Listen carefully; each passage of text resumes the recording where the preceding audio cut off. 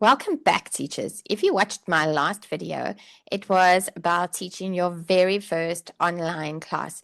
Then you're already off to a strong start.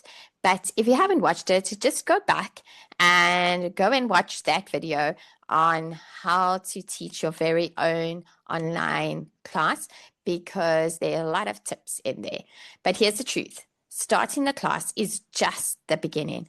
Today, I'm going to show you how to keep your students engaged from the first minute that you start to the last minute.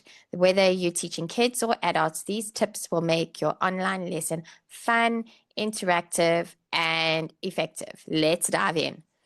Okay, so let's talk about number one, icebreakers. So, because you want a strong start. So, an icebreaker is something like a quick question or a fun poll. For example, what's your favorite snack? What did you do today? What was school like today? Can you tell me three things you did in school today?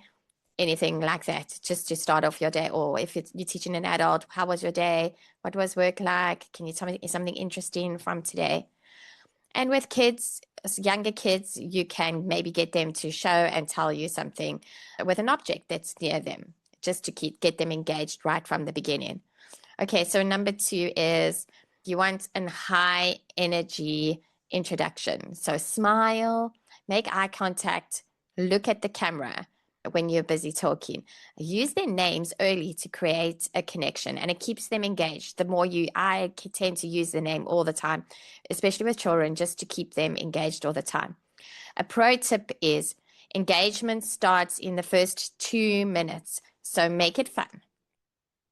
Okay, number three, keep it interactive. Like ask questions every 3 to 5 minutes. Don't lecture too long. Like don't just talk and talk and talk and talk and talk.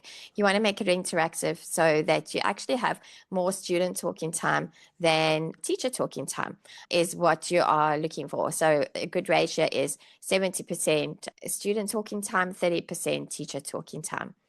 Okay, and then you want to use multimedia. Like you don't just have a boring blank screen where you're busy talking the whole time. You want to make sure that you've got some slides, some short videos, some images, whiteboard apps like Jamboard or Miro. Those kind of things will keep them engaged. For really young kids, you can use like a short YouTube video or a song, like a hello song to get them really engaged, like right in the beginning of when you get started.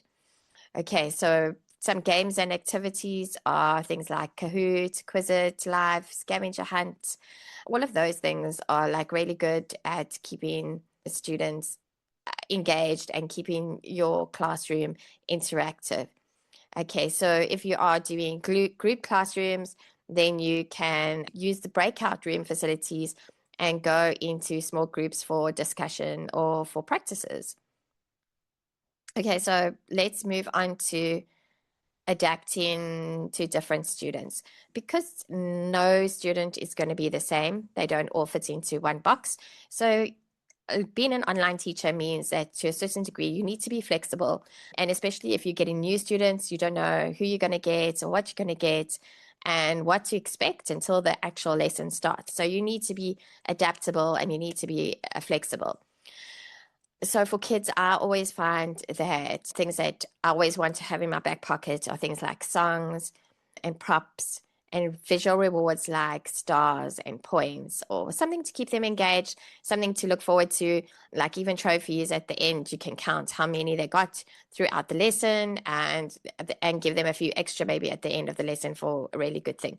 Use a lot of gestures just to keep them engaged and don't make it boring. For adults, things that work well are things like case studies, role plays, and even problem solving activities work really well if you've just got an adult class. And then sometimes if you're doing a group class, like sometimes you might have a mixed ability class. Like sometimes I've had some young children and older children all together in the same classroom. And that can be a bit difficult and a bit challenging. And you still want to make sure you're giving all your students enough talking time. So you want to maybe pair up your strong students with your weaker students and give different tasks to different levels, but still You're wanting to make sure that you include everybody, and again, using their names to allow them their time to talk and allow them the time to participate in the classroom as well. Okay, so the next thing that I want to talk is you need to keep your energy up. Like you need to make sure that you've got this energy going throughout your classroom. And so you want to close with energy as well. You don't want to, at the end of the lesson, you're flat because you've given everything you've got to the lesson, but you still want to make sure that you're closing with some energy. Okay, so you want to go over what they've learned today, review what they learned, give a quick quiz or a round robin answer thing you could do. Celebrate their effort, like, great job today, I'm so proud of you. Mention some things that they did really well in, and talk about your next lesson. So see you next time. Next time we're going to learn about whatever the topic is. Don't miss the lesson. Don't miss out. Okay, I'll see you next time. And that is how you keep your students engaged in an online class.